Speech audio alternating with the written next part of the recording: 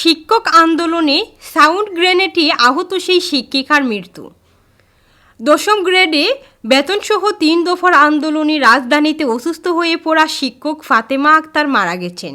আজ রবিবার ১৬ই নভেম্বর রাজধানীর একটি হাসপাতালে চিকিৎসাধীন অবস্থায় তার মৃত্যু হয়। শিক্ষক নেতাদের অভিযোগ, ৮ নভেম্বর রাজধানীতে শিক্ষকদের পদযাত্রায় পুলিশের ছোড়া সাউন্ড গ্রেনেডে আহত হয়ে হাসপাতালে ভর্তির পর আজ শিক্ষক ফাতেমা আক্তারের মৃত্যু হয়।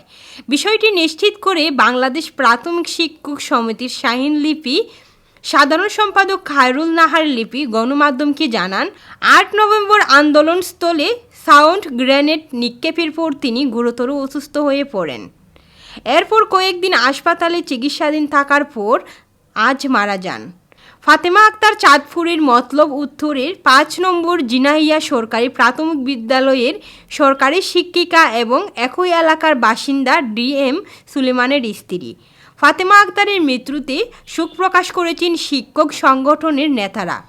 প্রাথমিক শিক্ষক দাবি বাস্তবায়ন পরিষদের আহ্বায়ক ও প্রাথমিক বিদ্যালয় সহকারী শিক্ষক সমিতির সভাপতি মোহাম্মদ শামসুদ্দিন মাসুদ ফেসবুক পোস্টে লেখেন, দশম গ্রেড আন্দোলনের এক সাহসী যোদ্ধাকে হারালাম।